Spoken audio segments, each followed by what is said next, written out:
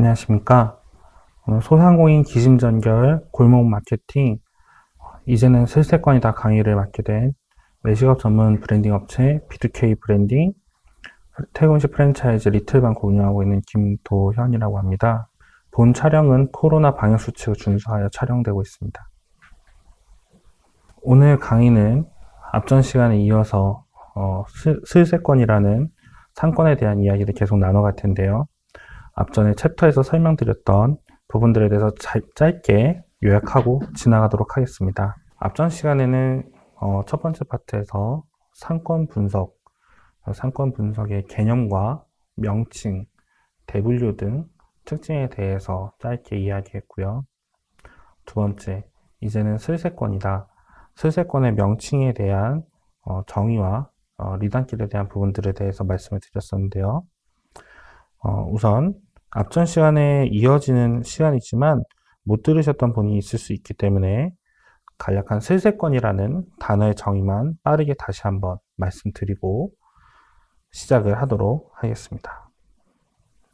슬세건은 슬리퍼와 세건을 합친 합성어로서 슬리퍼 차림만으로, 그러니까 누군가의 시선을 의식하지 않고 집 앞에 생활 동선 안에 카페, 편의점, 극장, 도서관, 슈퍼 등 쇼핑몰 등 다양한 편의시설을 이용할 수 있는 그런 편의시설이 많이 준비되어 있는 상권들을 말하고 있습니다. 이 슬세건이라는 단어는 기존에 거주지를 선택을 하실 때 교통, 학군 이런 부분들을 주로 생각해서 결정을 하셨었는데 가족 단위가 아닌 1인 가구 그리고 이제 아이 없이 단 둘이 생활하는 딩크족이나 이런 가정들이 많이 늘어나면서 어떤 학군이라던가 전통적인 부분이 아니라 나만을 위한, 나의 편의를 위한 시설들이 얼마나 내가 편하게 누릴 수 있는 준비가 되어 있는지를 거주의 기준으로 삼게 되면서 그 부분에 대한 중요성이 대두되고 있다는 점을 설명드리려는 것입니다. 다르게 부르는 말로는 하이퍼로컬이라는 것은 사전적인 의미로 아주 좁은 지역의 특성에 맞춰졌다는 뜻이고요. 기존의 로컬이라는 단어보다 더 좁아진 개념의 집중도 있는 동네 상권을 의미하게 되었습니다. 여러 가지 의미에서 슬세건과 비슷한 말이라고 할 수 있겠습니다. 그리고 레이어드 홈이라는 단어가 나왔는데요.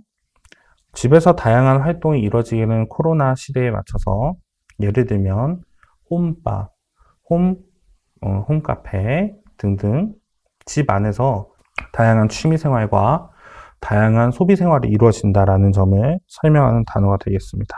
그리고 이제 이어지는 강의를 슬세건에서 창업하기를 이해를 하시려면 사실 슬세건이 어떤 이유로 생기게 된 건지에 대해서 한 번 더 이해를 하시는 게 좋겠습니다. 슬세건이라는 상권은 어느 날 갑자기 뚝딱 생긴 것이 아니라는 것을 먼저 말씀을 드리고요. 전통적으로 있었던 오피스 상권, 그리고 이제 도심에 있는 강남역이나 홍대나 압구정 같은 그런 전통적인 만남의 상권에서 이루어졌던 많은 부분들이 해당 지역의 젠트리피케이션으로 인해 인근 상권으로 번져나가게 되고요. 그렇게 파생되어진 상권들이 리단길이라는 이름으로 다양하게 아주 소호거리처럼 발생이 되게 됩니다. 그 리단길들은 다양한 형태를 가지게 되는데요. 현재 제가 직접 운영하고 있는 직영점이 있는 쌍문역 뒤편 이제 쌍리단길이라는 명칭이 붙은 지역의 예를 들자면 현재는 많은 젊은 사람들이 들어와서 점포 운영을 하고 있지만 저희가 처음 태국 음식을 가지고 들어갔을 때는 인삼막걸리집이나 어머님, 할머니들을 상대로 한 미용실, 야채집들이 있는 6시, 7시만 돼도 불이 꺼지는 어두운 상권이었습니다. 하지만 시내에서 많은 소비를 하던 인구들이 점점 집 근처에서도 그런 수준의 소비 생활을 하길 원하는 니즈가 커지면서 집 근처 리단길 상권이 형성되는 어떤 발단이 되게 되고, 그 니즈에 맞춰진 젊은 창업가들이 모이기 시작하면 금세 리단길이 형성이 되고 있습니다. 물론 젠트리피케이션이라는 안 좋은 영향을 끼치기도 하지만 여러 가지 다양한 상권이 발생된다는 것, 그리고 이런 상권들의 특징은 대부분 임대료가 저렴한 상권에서 젊은 창업 계층들이, 창업 예비 창업자들이 다양한 시도를 할 수 있는 환경이 되어진다라는 점에서 그 리단길의 의미가 있다고 하겠습니다. 그리고 이 리단길이 왜 중요하냐 하면, 그만큼 소비의 방식들이 점점 도심에서 리단길이라는 형태로 왔고, 이제는 슬세권, 즉 내 집 앞까지 그 특성이 이어져 오고 있다라는 것입니다.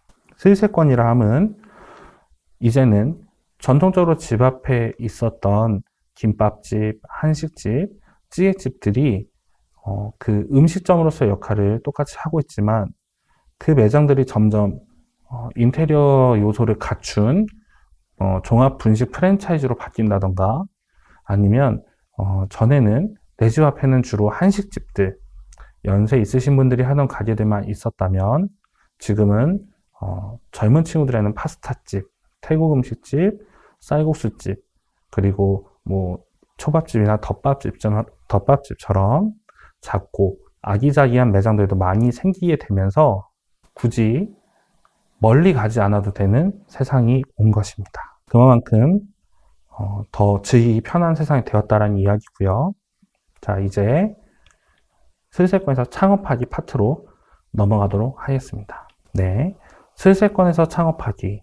네, 다 같은 슬세권이 아니다. 네, 슬세권이라는 단어 자체가 집 앞을 의미하기도 하지만 사실은 내 그 회사 앞이 될 수도 있고요. 이제 집 앞이 될 수도 있고, 내가 주로 운동하는 헬스장 주변이 될 수도 있는 것입니다. 즉, 내가 행동할 수 있는 모든 반경은 슬세권이 될 수 있습니다. 창업 비용의 설정, 즉 하플과의 차이점 인정하기입니다.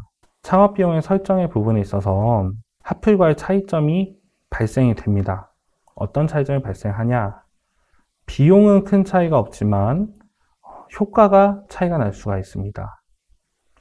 앞서 설명드렸던 항아리 상권이나 주거 상권들은 태생적으로 가지고 있는 매출 볼륨이 어느 정도는 정해져 있다라고 생각되어집니다. 내가 집 앞에서 편하게 갈 수 있다라는 건 집 앞이 아니면 딱히 멀리서 찾아올 이유가 없는 상권일 수도 있습니다. 리단길이 아닌 이상 슬세권에서는 이 지역 내에 살고 있는 거주자, 소비자가 아니라면 절대 이거를 찾아오기가 쉽지 않은 상황이라고 생각될 수 있다는 것이죠. 하지만 리단길과 다르게 슬세권은 기존에 영업을 하고 있었던 상가들이, 그리고 매출이 어느 정도 나왔던 상가들이 포진되어 있는 상권을 의미하기 때문에 창업 비용 자체가 하플에 있는 A급짜리와는 물론 많은 차이가 있겠지만 어떤 주요 역세권에서 창업하는 비용과 큰 차이가 없을 것입니다. 그렇기 때문에 같은 비용으로 나는 경쟁에서 이겨내고 성공할 자신이 있다라는 마음으로 하플이라던가 도심으로 들어가는 방법이 될 수도 있고, 지역 내에 와서 낮은 경쟁률을 가지고서 그 안에서 우뚝 서는 방법, 두 가지 중에 하나를 선택하는 것이 어떤 창업 전략에 있어서 지금 좀 중요하지 않을까라고 생각이 되었습니다. 아이템 선정. 창업을 하려면 아이템을 선정해야 합니다. 슬세권일수록 이 차이가 극명하게 나타나는데요. 단거리, 장거리. 즉, 빨리 치고 빠질 것이냐, 아니면 오랫동안 이 상권 내에서 내가 스테디하게 살아남기 위한 전략을 짤 것이냐, 이 두 가지 중에 일단 큰 결을 잡으시고 시작을 하시는 것을 추천을 드립니다. 단거리 아이템이라 하면 대표적으로 말씀드릴 수 있는 건 분식이겠죠. 아이들이 등원하는 길, 버스 픽업 장소 인근에서 예를 들면 간단한 분식을 판매한다던가 아니면 김밥집 그리고 핫도그, 카페 등을 운영하는 것을 좀 단기적인 작업이라고 볼 수 있겠습니다. 이런 단기적인 작업일수록 임대료가 높고 주요 메인 그 상권 내에서도 메인 자리에 위치해야만 경쟁력을 가질 수 있기 때문에 단거리 상품일수록 아이러니하게도 싸고 싼 물건을 팔아야 하고 또 비싼 자리에 들어가야 합니다. 그러다 보니 최근에 많은 사람들이 창업을 하고 힘들어하기도 했던 꽈배기라던가 카스테라라던가 핫도그라던가 여러 가지 창업 형태를 단거리적인 창업으로 볼 수 있는데요. 처음에는 만들기 쉽고 운영하기 쉬워 보이지만 그만큼 미투 브랜드들도 아주 많이 나오고 경쟁력을 금방 잃어버릴 수 있습니다. 그래서 이런 아이템을 하실 경우에는 빠르게 그리고 메인 위치에 들어가셔서 비용을 좀 지불하시더라도 빨리 창업을 하시고 그만큼의 권리를 받아서 나오시는 것이 좋겠습니다. 또 장거리, 스테디하게 갈 수 있는 아이템에 대한 이야기를 드리겠습니다. 요새 슬세권일수록 한식 분야에 대한 것들은 좀 니즈가 사라지고 있습니다. 왜 한식 분야에 대한 니즈가 사라지고 있냐라면 밀키트에 대한 부분을 꼭 말씀드려야 될 것 같습니다.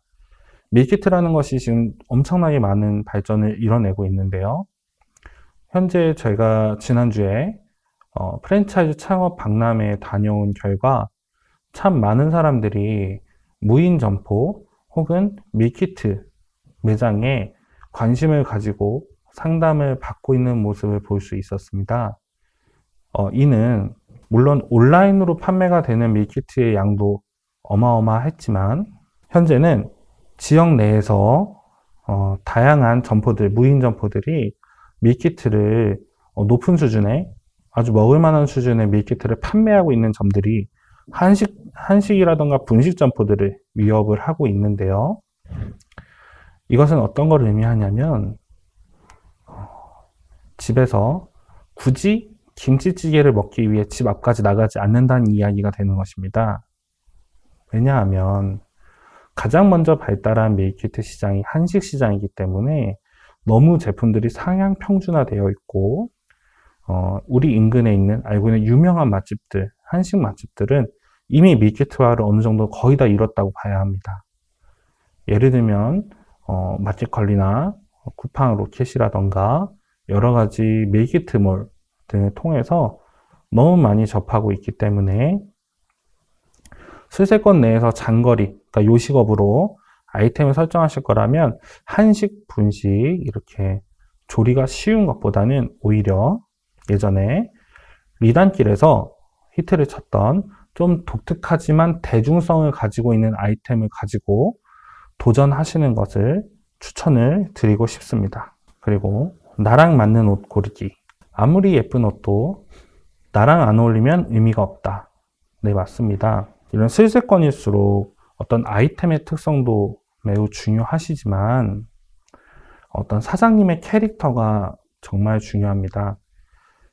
해당 지역 내에서 너무 많은 매장들이 있는데 굳이 애써서 내가 내 몸을 이끌고 나갔을 때 과연 맛 때문에 맛만 보려고 나가는 것일까요? 아니면 굳이 내가 배달을 시켜서 먹을 수도 있지만 나가서 서비스를 받기를 원할까요?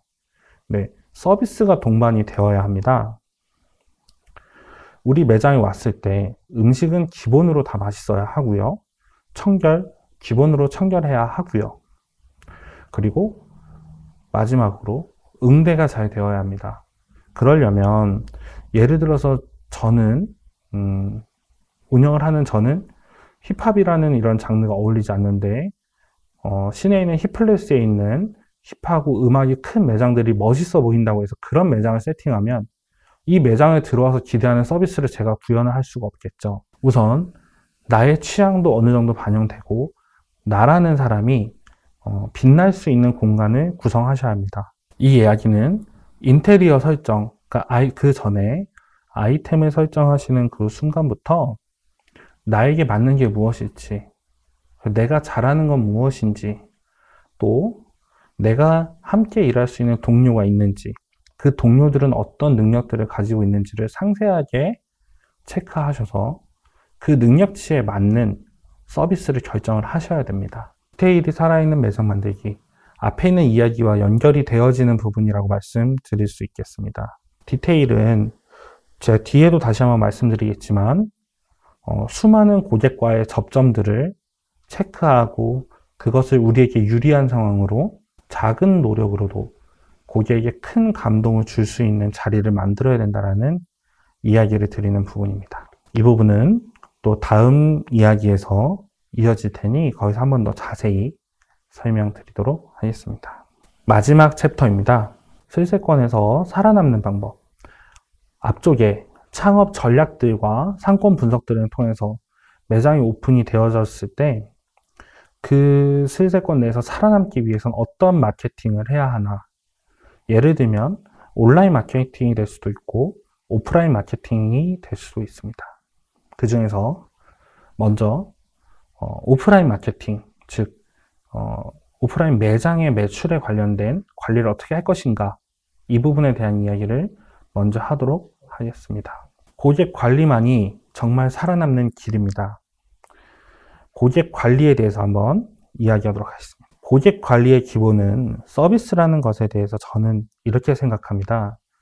고객의 마음을 읽고 움직이는 것, 즉 우리 매장에 들어온 손님의 눈빛, 걸음걸이, 테이블에 앉는 손님들 간의 배치, 동선, 시킨 메뉴들의 조합 등등 여러 가지 정보를 빠르게 파악하고 취합해서 이 손님이 어떤 손님인지, 무엇을 기대하고 왔는지, 혹은 받은 음식에서 어떤 게 불만이고 현재 앉은 위치에서 어떤 문제점들을 느끼고 있는지를 손님이 느끼자마자 사업자가 혹은 직원이 최대한 미리 파악해서 대응하고 그 대응함으로써 고객의 만족을 최고적으로 끌어낼 수 있어야 한다고 생각합니다.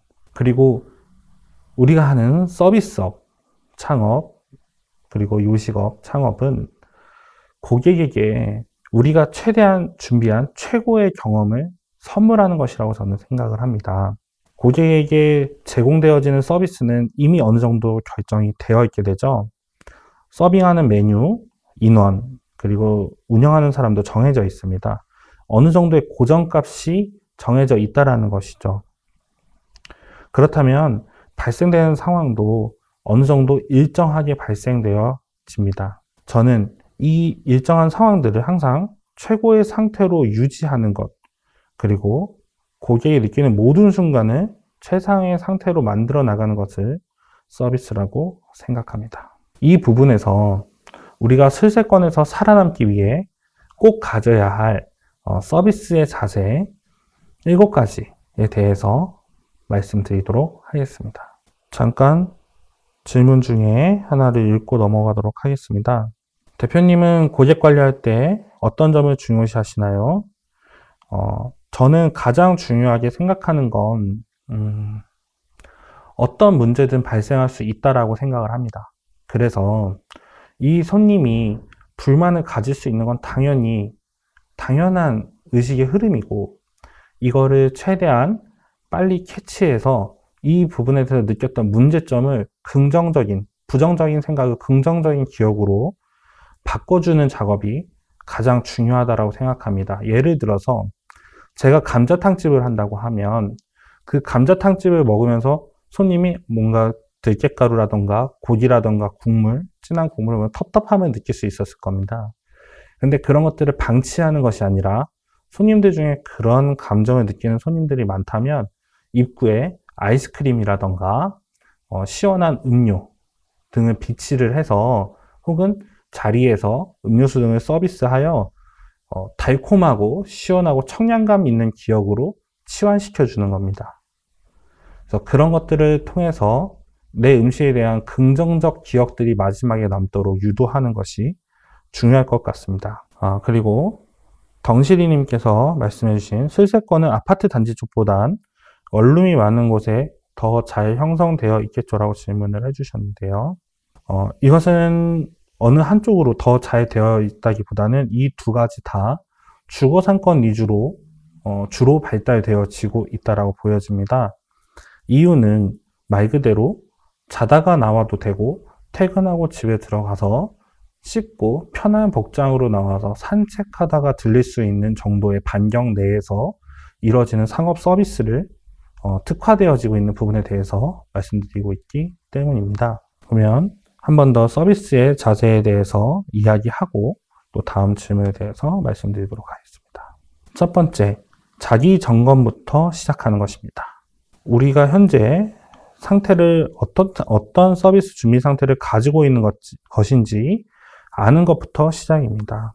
우리가 어떤 모습을 보여줄지도 결정을 해야 하고 결정하고 그 모습에 맞는 세팅을 해야 합니다. 여러분의 매장들을 여러 가지 돌아다니고 상담을 다니다 보면 작은 거울 하나조차 없는 매장들이 많습니다. 매장에 포스 옆에 작은 거울이라도 하나라도 놓으셔야 합니다. 이유는 직원이나 사장이 지나다니면서 자기 얼굴 표정 그리고 용모 상태를 수시로 점검할 수 있어야 합니다. 꼭 굳이 시간 내서 거울을 꺼내보지 않더라도 이동하면서 잠깐 고개만 돌려도 혹은 손님한테 서빙하는 동시에 내 눈빛과 표정과 이런 것들을 자기도 모르게 스스로 자각할 수 있게 만들어줘야 됩니다. 자기가 자기 얼굴을 스스로 체크할 때 진정한 서비스에 맞는 표정을 찾아갈 수 있습니다. 두 번째, 밝은 미소와 친근한 말투로 응대하기. 손님은 갓난 애기다 라고 저는 이렇게 생각을 합니다. 서비스로 접근을 해야 될 때 저는 손님을 갓난 애기라고 생각합니다. 손님이 애기니까 무시하거나 하대하라는 이야기가 아닙니다. 보호가 필요하다는 이야기도 아닙니다. 마치 손님을 대하실 때 처음 만난 친한 친구의 아이의 모습을 떠올리자는 겁니다. 분명 그 아이는 이쁘고 안 이뻐도 우리는 이쁘다고 해야 할 것입니다. 그렇죠? 그리고 그 아이는 우리의 이야기를 알아듣지 못합니다. 이해하지 못합니다. 그래도 뚜렷하게 넌 못 알아듣고 나중에 기억 못하겠지만 난 너에게 정확히 이야기를 전달할 거야 라는 마음으로 자기 목도 못 가누는 아이에게 우리는 온갖 칭찬과 상투적인 이야기들을 하게 됩니다.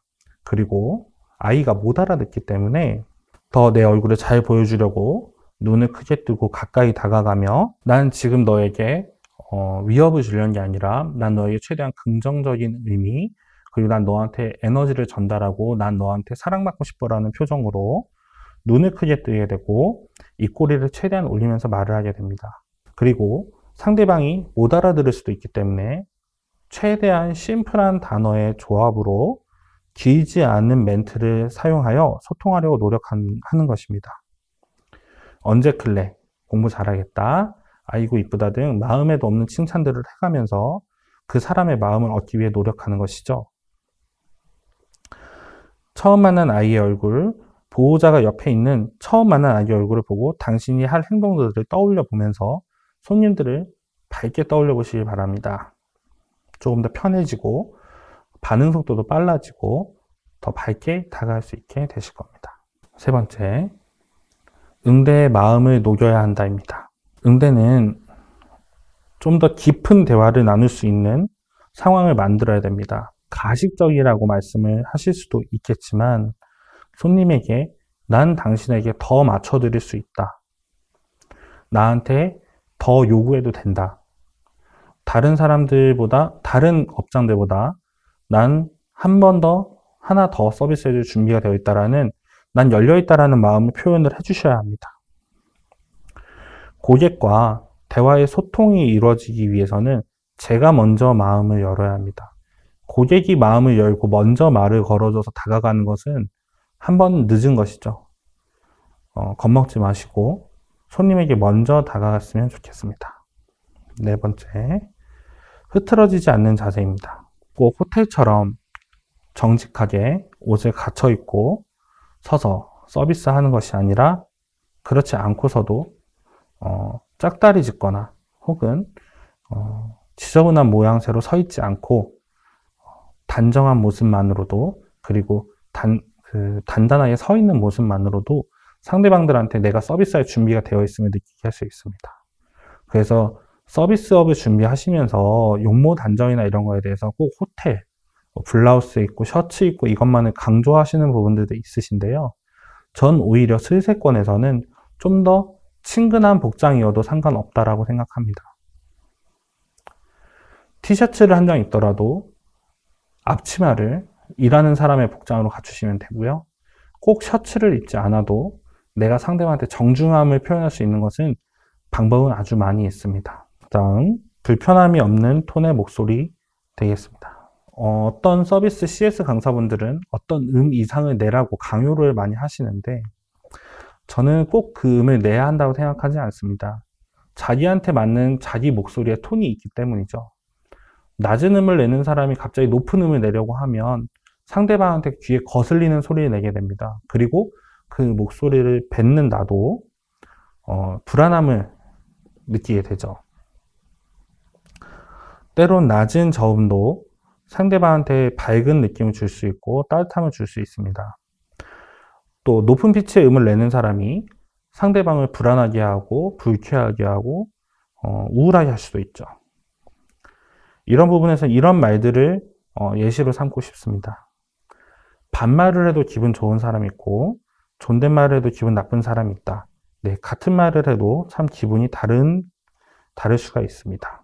이 부분은 직원 간의 크로스 체킹이나 고객들에게 피드백을 잘 받아야 한다고 저는 생각을 합니다. 내 동료가 고객에게 메뉴 설명을 할 때 자기 혼자 신나서 말하고 손님 표정 신경 안 쓰고 있는 것을 볼 수가 있습니다. 근데 한 발짝 떨어져 있는 동료들이 봤을 때는 손님 표정이 어떤지, 손님 표정 신경 안 쓰고 말하고 있는 저 직원의 태도는 어떤지 다 볼 수 있다는 거죠. 이 부분을 직원과 사장, 알바들이 다 같이 서로 크로스 체킹해서 교정해 줘야 합니다. 기분 나쁘지 않게요. 말하는 어휘도 상당히 중요합니다. 단어 사용도 서비스 멘트 점검을 통해서 다 같이 한번 회의를 하셔서 디테일하게 짜셔야 합니다. 6번째, 신속 정확은 중요하지 않다. 특히 우리나라처럼 빨리빨리 문화가 있는 곳에서는 신속 정확을 상당히 중요시하게 생각하게 되는데요. 아무리 빠른 것도 정확하지 않으면 의미가 없습니다. 예전에 제가 회사 생활을 첫 사회생활을 시작했을 때 다양한 수입되어져 있는 실험용 약품들, 항원 항체들을 다루는 업체에서 일을 하게 되었는데요.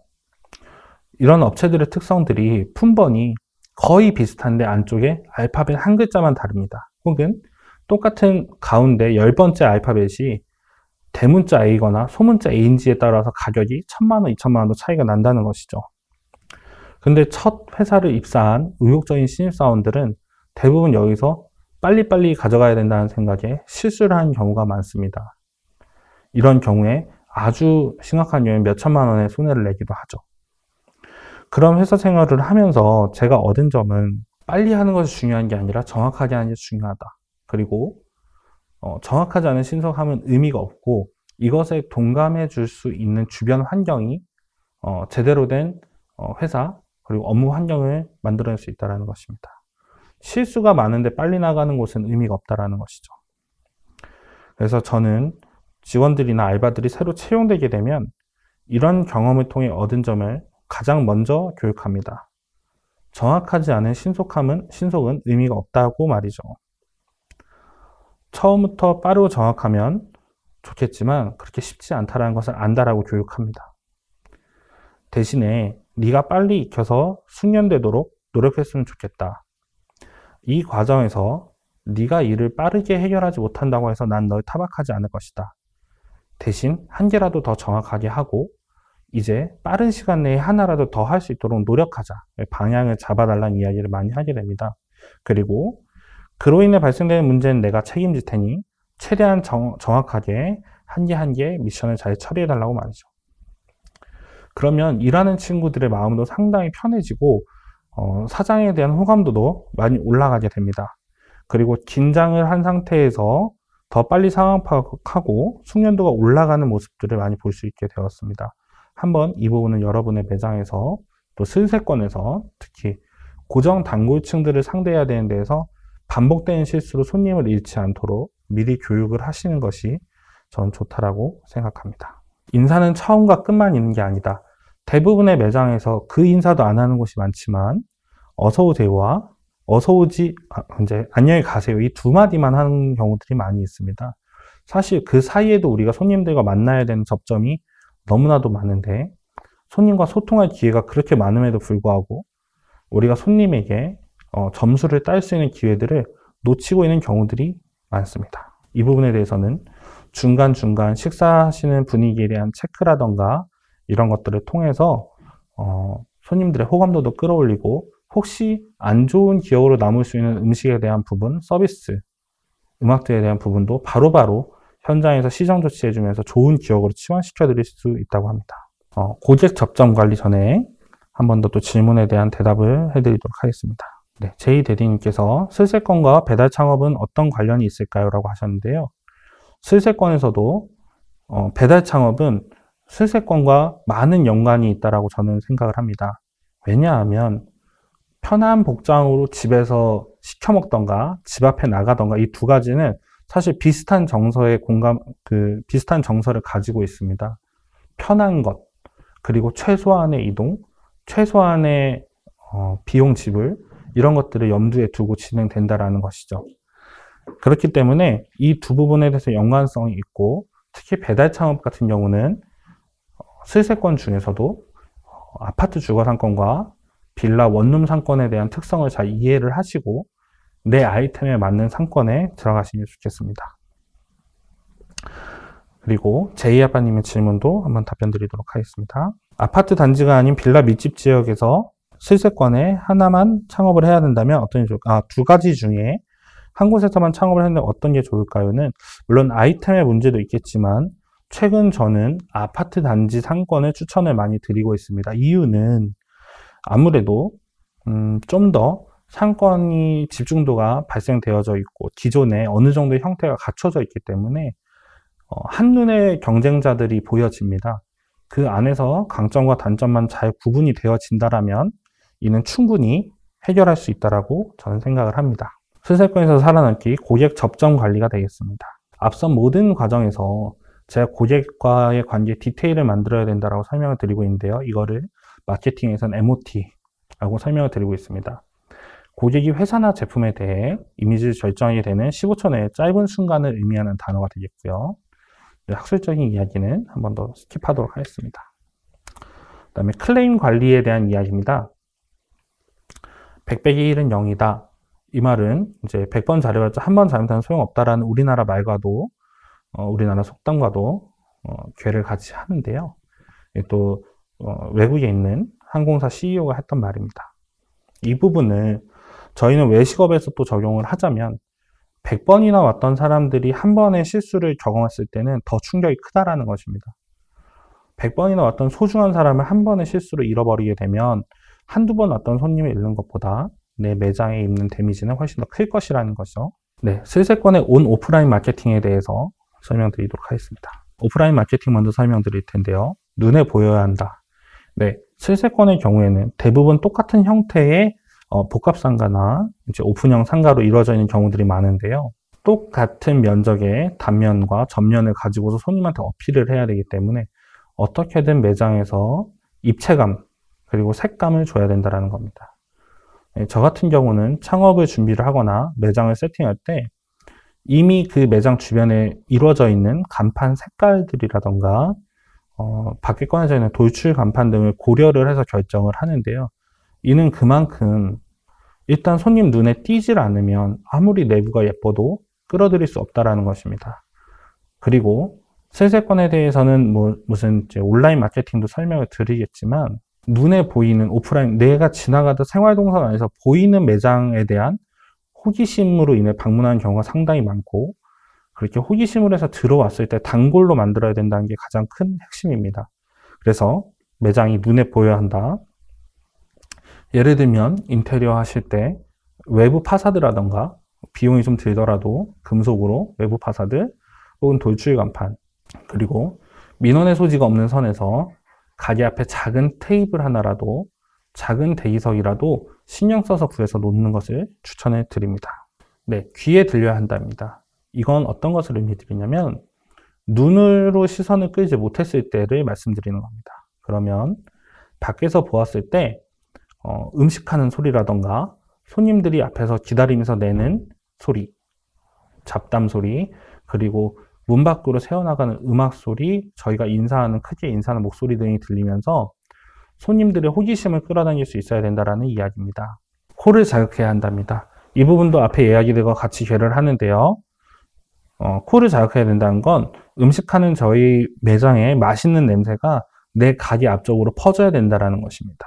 너무 지나치게 환기만을 고려해서 깨끗한 매장을 만드는 것도 물론 좋은 방법이지만 음식 장사하는 곳에서 음식 냄새가 안 나면 그만큼 매장에 들어와서 느끼는 오감을 자극하는 방법 하나 잃고 시작하는 것이기 때문에 어느 정도 들어가자마자 맛있는 냄새가 난다, 이 가게 주변에 가면 맛있는 냄새가 나서 아직 안 먹으려고 했던 것들도 먹게 되는 그런 것들을 활용하셔야 될 것 같습니다. 입을 가득 채워줘야 한다. 이 부분은 인심이 좋아야 된다는 얘기와도 괴를 같이 할 수 있겠습니다. 이런 슬세권일수록 손님들이 좀 더 단순하고 심플한 응대에 반응이 더 좋습니다. 예를 들면 뭐라도 하나 더 줘야 되고, 예를 들어서 강남에서는 음료수 하나 더 줘봤자 그 손님이 언제 또 올지 모르지만 슬세권의 경우에는 한번 그 행동으로 인해 재방문이 아주 짧은 타이밍으로 더 이루어질 수 있기 때문에 이 집은 인심 좋다라는 이미지를 최소한의 비용으로 계속해서 누적해서 주시는 것이 좋습니다. 슬세권의 온라인 마케팅으로 말씀드리겠습니다. 스마트 플레이스 같은 경우는 상당히 중요하고 현재는 피할 수 없는 마케팅의 부분인데요. 간략하게 설명드리면 이 부분에 있어서는 네이버, 즉 네이버에서 하고자 하는, 네이버에서 너네가 이걸 해줬으면 좋겠어 라고 표현하는 모든 부분들을 일단 하시는 것을 추천드립니다. 네이버 예약, 그 다음에 모두 홈페이지 활용, 그 다음에 네이버 페이를 통한 예약금이라던가 포장 등의 다양한 서비스를 다 적용을 하시고 이용하시는 것을 추천드립니다.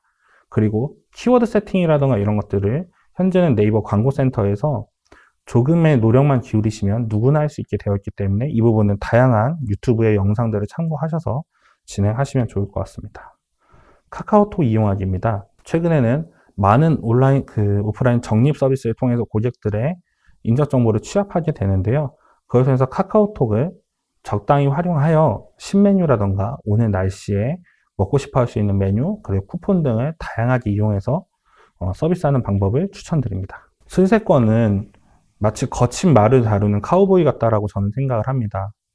왜냐하면 강남이라던가 이런 주요 상권보다 고객들과 자주 만나야 되고 또 그 상권 내에서는 주거 상권이다 보니 오히려 더 고객이 흔히들 갑질이라고 하죠. 요구하는 사항들도 훨씬 더 많습니다. 근데 그 손님들을 한 번만 길들여 놓으면 제 고정 매출로 잡을 수 있게 되는 거죠. 사진에서 보는 것처럼 처음에는 힘들지만 조금 여유로워지면 어디로 갈지 알 수 있고 목을 잡아서 내 매장을 끌어들일 수 있습니다. 이 부분에 대해서 앞선 내용들을 통해서 숙지하시고 연습하셨으면 좋겠습니다. 그리고 마지막으로 질문 한 번 더 확인하겠습니다. 장사를 하다 보면 밝은 미소와 친근한 말투가 묻어나오지 않는 직원이 종종 있습니다. 사람이 변하지 않는다고 하는데 어떻게 하면 좋을까요? 저는 일단 무조건 그런 직원들은 빠르게 정리하고 새로 뽑으시는 것을 추천을 드리고 있습니다. 사실 서비스업을 할 수 있는, 잘할 수 있는 친구들은 결정이 되어 있는 부분들도 많습니다. 왜냐하면 성격이고 요새 유행하는 MBTI처럼 내향적인 사람, 외향적인 사람 성향이 정해져 있고 어느 정도 정해지, 그걸 억지로 깨다 보면 상대방의 인격적인 부분들을 건드려야 될 수도 있습니다. 그래서 그런 부분들을 건드리기보단 서비스업이 잘 맞는 친구들을 빨리빨리 채용하고 인원들을 교체함으로써 매장의 퀄리티를 유지하는 것이 좋다라고 저는 생각을 합니다. 오늘 긴 강의를 들어주셔서 감사하고 마무리하면서 앞으로 이제 슬세권이라는 상권이 크게 부상하게 됨을 많이 인지해 주셨으면 좋겠고 그 안에 창업하시는 과정에서 오늘 강의 내용이 조금이라도 도움이 되셨으면 좋겠습니다. 긴 강의 들어주셔서 감사합니다.